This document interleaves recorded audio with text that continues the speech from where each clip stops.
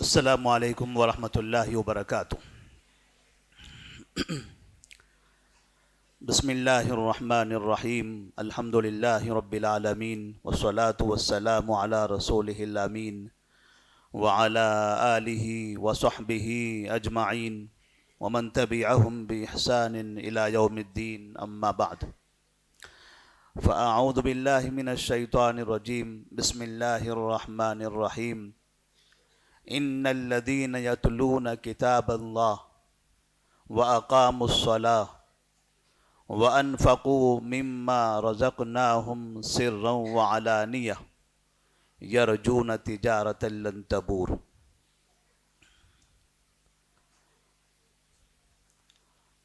مسجد عباد الرحمن میں آج تحفیظ القرآن سے متعلق اس اجلاس میں شرکت کرنے کا ہمیں یہ موقع مل رہا ہے۔ کچھ دیر پہلے تک طلباء کی جانب سے ہم نے علمی صلاحیتوں کا مظاہرہ اپنی آنکھوں سے دیکھا، اور پھر یہاں کے اساتذہ کرام کی زبانی عباد الرحمن کے ماتحت چلنے والے مختلف پروگرام ہم نے اس کے بارے میں جانکاری حاصل کی۔ تفصیلات سننے کے بعد ایسا محسوس ہو رہا تھا کہ مسجد عباد الرحمن جیسے دنیا میں مسجد ہوتی ہے، عام مساجد جن کا کام ہوتا ہے اذان سے پہلے مسجد کا دروازہ کھولنا اور نماز ختم ہو جائے تو مسجد کا دروازہ بند کر کے مسجد کو خالی چھوڑ دینا، یہاں کے نشاطات کو دیکھنے کے بعد ایسا لگتا ہے کہ یہ مسجد صرف اب مسجد نہیں رہی بلکہ یہ اسلامی یونیورسٹی میں تبدیل ہو گئی ہے۔ اس کو ہم اب یونیورسٹی کی طرح دیکھ سکتے ہیں، جہاں مردوں کی تعلیم و تربیت ہے، خواتین کی تعلیم و تربیت ہے، اور سب سے بہترین کام اس مسجد کے ماتحت ہمارے سامنے بیٹھے ہوئے یہ مبارک اور محترم ہستیاں جو چھوٹے بچوں کی شکل میں ہیں، جن کے سینے میں اللہ تبارک و تعالیٰ کا عظیم کلام قرآن مجید ہے۔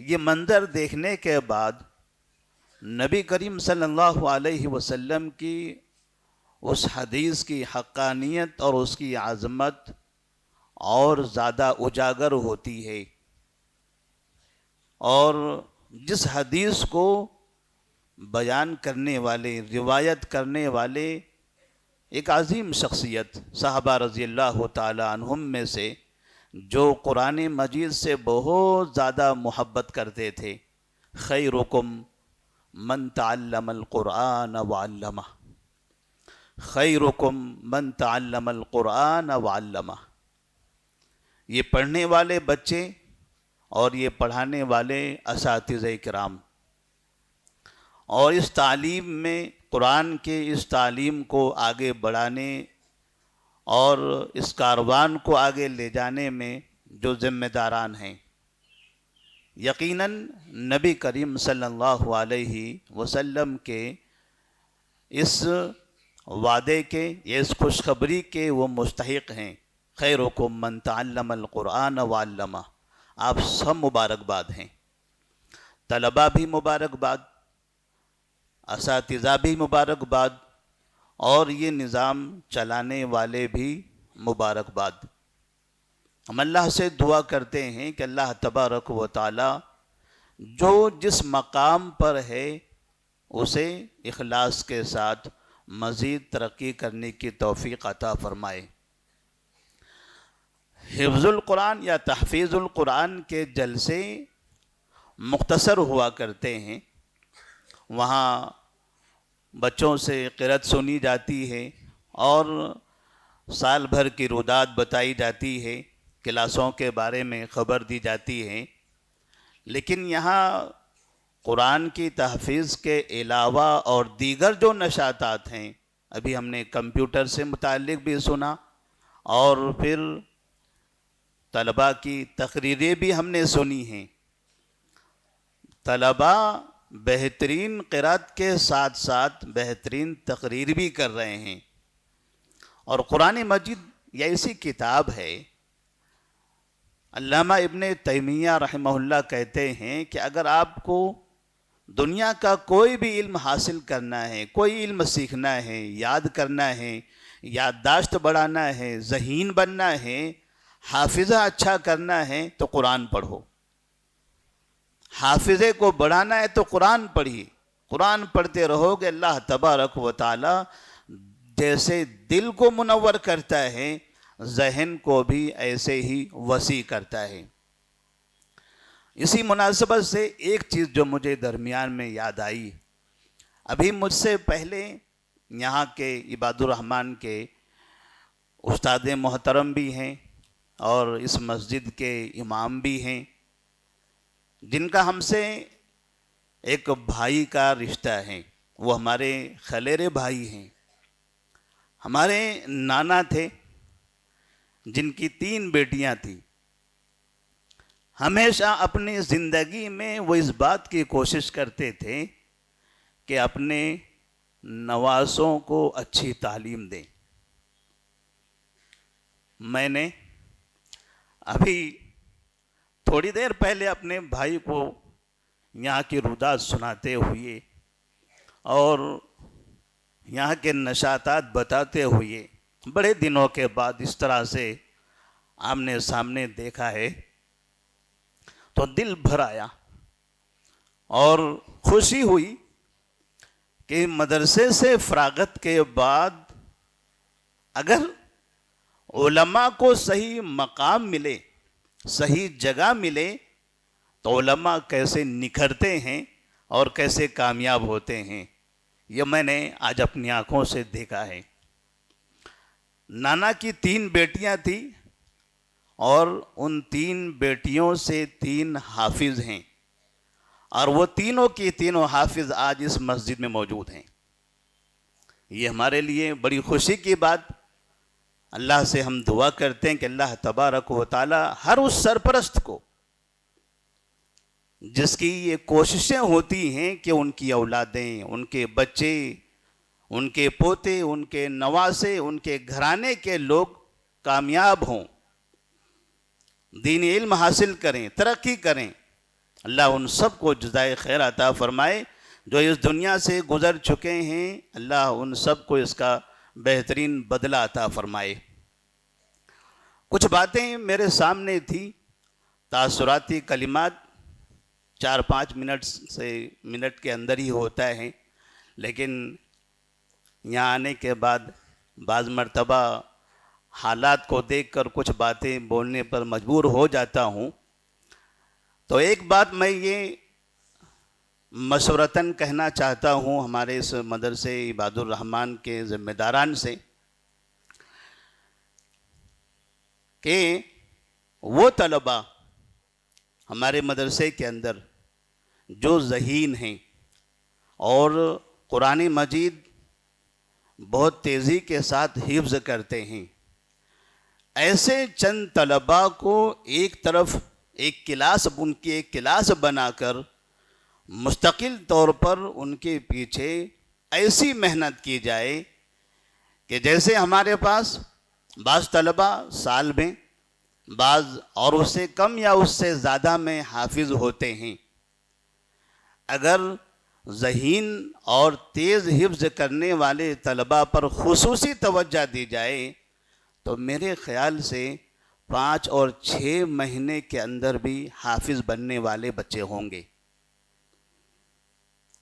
کیونکہ ابھی چند دنوں پہلے مہاراشٹرا کا ایک بہت بڑا ادارہ ہندوستان میں بڑا معروف ہے، وہاں ایک طالب علم کے حافظ بننے پر ایک بہت بڑا جلسہ منعقد کیا گیا تھا۔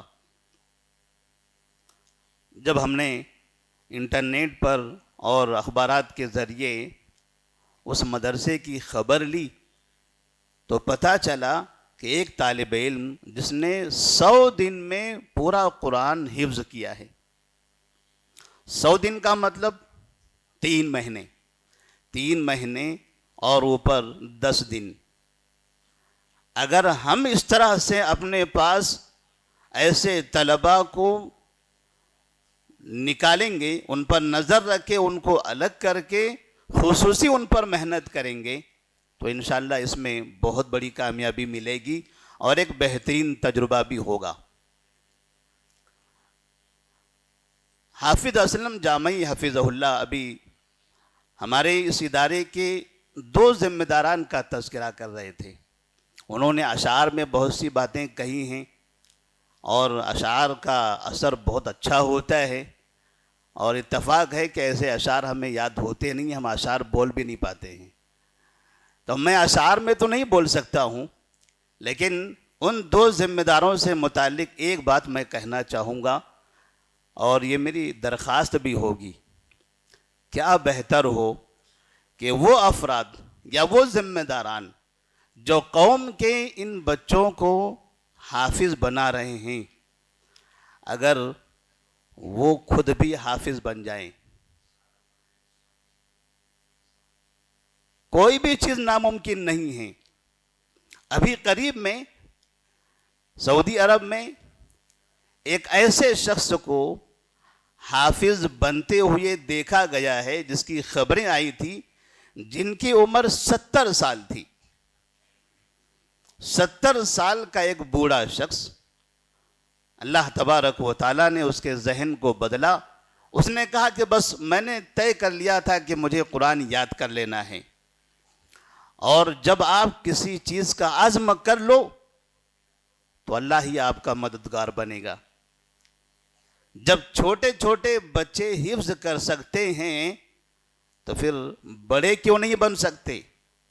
اتنا بڑا اعزاز ہے ہمارے لیے، تو مسجد عباد الرحمن کے لیے بہت بڑے فخر کی بات ہوگی اگر یہ کام بھی ہو جائے. میں اللہ سے دعا بھی کرتا ہوں اور درخواست بھی کرتا ہوں آپ سے کہ آپ ضرور اس میں کوشش کریں. اللہ تبارک و تعالی آپ کی مدد فرمائے گا. مسجد عباد الرحمن سے متعلق سننے والے جو افراد یہاں موجود ہیں، ممکن ہے مختلف مساجد کے ذمہ داران بھی ہوں گے. ہمارے مدرسے کے ذمہ داران نے یہاں پر تاثرات اپنے رودات پیش کرتے ہوئے کہا کہ یہاں سے باہر بھی بچے جاتے ہیں تو اس کا منظر ہمیں نظر آتا ہے، اور میں اس کا عینی شاہد بھی ہوں. چند دنوں پہلے ایم ڈی لائن میں مسجد ارقم میں میں موجود تھا، اور جب میں مسجد میں داخل ہوا تو بڑی پیاری سی خوبصورت آواز میں امام صاحب تلاوت کر رہے تھے. ہم مسجد صف میں داخل ہوئے، دیکھے چھوٹا سا ایک طالب علم ہے. نماز ختم ہوئی، ہم نے ان سے ملاقات کی، سوال کیا کہاں سے ہو؟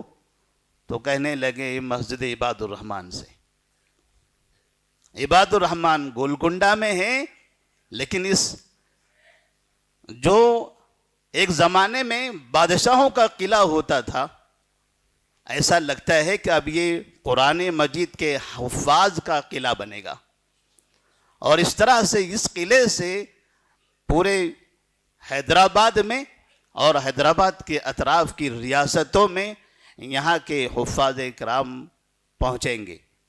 جس ایک بڑے طالب علم نے، مجھے نام یاد نہیں آ رہا ہے، حافظ ایاز خان صاحب، ابھی ہمارے امیر محترم شفیق عالم خان جامعی حفظہ اللہ ان کے بارے میں بتا رہے تھے کہ بچے کی تعلیم اور اس کا گھر کا پس منظر سننے کے بعد، اس کے علاقے کے بارے میں سننے کے بعد خوشی ہوئی کہ اللہ تبارک و تعالیٰ کہاں کہاں کمل کے پھول کھلاتا ہے، کیسے کیسے گھروں میں یہ قرآن مجید روشنی پیدا کر رہا ہے.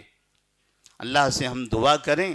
اور ساتھ میں جو آخری بات میں بتانا چاہ رہا تھا ذمہ داران سے متعلق، کہ ہمارے شہر کے ذمہ داران، مساجد کے ذمہ داران جہاں بھی موجود ہیں، آپ سب سے ایک درخواست ہے. ایک مسجد کی تعمیر میں ہم ہمیشہ دیکھتے ہیں نماز کے بعد سفیر آتے ہیں، کہتے ہیں فلاں جگہ پر ایک مسجد کی تعمیر کرنی ہے، 2 کروڑ روپے کی ضرورت ہے، آپ تعاون کیجئے۔ لوگ تعاون کرتے ہیں، دیکھتے ہی دیکھتے پتہ چلتا ہے مسجد بن گئی۔ کہاں سے ملا ان کو 2 کروڑ نہیں معلوم۔ دوسرے دن دوسرا آتا ہے، وہ کہتا ہے 50 لاکھ کی ضرورت ہے، اسے ملتا ہے۔ کوئی آتا ہے کہتا ہے کہ ہمیں بازو کی زمین خریدنی ہے، اتنے لاکھ کی ضرورت ہے، اسے مل رہا ہے۔ ساری مسجدیں تعمیر ہو رہی ہیں، اللہ کے بندے پیسہ خرچ کر رہے ہیں، کروڑوں کی مسجدیں تعمیر ہو رہی ہیں۔ اگر آپ کو مسجد بنانے کے بعد اس کا صحیح استعمال کرنا ہے تو مسجد عباد الرحمن کو آپ آئیڈیل بناؤ۔ اس مسجد کو آپ کو آئیڈیل بنانا پڑے گا۔ 2 کروڑ کی مسجد تعمیر کرنے کے بعد صرف نماز کے لیے آپ کھولو اور نماز پڑھنے کے بعد بند کر دو، مجھے نہیں لگتا کہ قوم کے پیسوں کے ساتھ امانت داری ہو رہی ہے۔ آپ کو اس کا حساب دینا پڑے گا۔ جو بنانے والے ہیں، جو تعمیر کر رہے ہیں، وہ اس کے ذمہ دار ہوں گے۔ 2 کروڑ کی بلڈنگ مسجد کے نام سے بنانے کے بعد صرف نماز کے لیے، نہ فجر بعد کوئی نشاط، کوئی تعلیم، نہ ظہر سے پہلے تک مسجد میں کہیں آواز، مکمل سنسان ہے۔ کوئی ایک آدمی سویا ہوا ہے، کوئی مزدور لیٹا ہوا ہے، کچھ لوگ بیٹھے ہوئے ہیں، کیا ہے تو مسجد ہے۔ 2 کروڑ کی بنی ہے، کوئی ایک طالب علم حفظ کرنے والا نہیں ہے، کوئی قرآن پڑھنے والی جماعت نہیں ہے، کوئی عالم دین ان کو نہیں ملا۔ 2 کروڑ بنانے، 2 کروڑ خرچ کرنے کے بعد 10-20 ہزار روپے خرچ کر کے آپ ایک عالم کو نہیں رکھ سکتے فجر سے لے کر ظہر تک۔ مسجد بنانا آج بہت آسان ہو گیا، لیکن زیادہ تر مسجدوں کا غلط استعمال ہو رہا ہے۔ میں ایسے تمام مساجد کے ذمہ داران سے درخواست کروں گا کہ آپ مسجد عباد الرحمن کے نشاطات دیکھیے، اور اس طرح یا اس سے بہتر آپ بنا سکتے ہیں، اس سے بہتر بننے کی آپ کوشش کیجیے۔ اللہ تبارک و تعالی ہم تمام کو خیر کے کاموں میں آگے بڑھنے کی توفیق عطا فرمائے۔ والسلام علیکم ورحمۃ اللہ وبرکاتہ۔ مسجد عباد الرحمن کے پلیٹ فارم سے ہونے والی دعوت و تبلیغ کے مشن کو آگے بڑھانے میں ہمارا بھرپور ساتھ دیں۔ علم و عمل سے ناطہ جوڑنے کے لیے اہل علم سے جڑیں۔ مسجد عباد الرحمن کے یوٹیوب چینل کو سبسکرائب کریں اور آگے شیئر کرنا ہرگز نہ بھولیں۔ فجزاکم اللہ خیر۔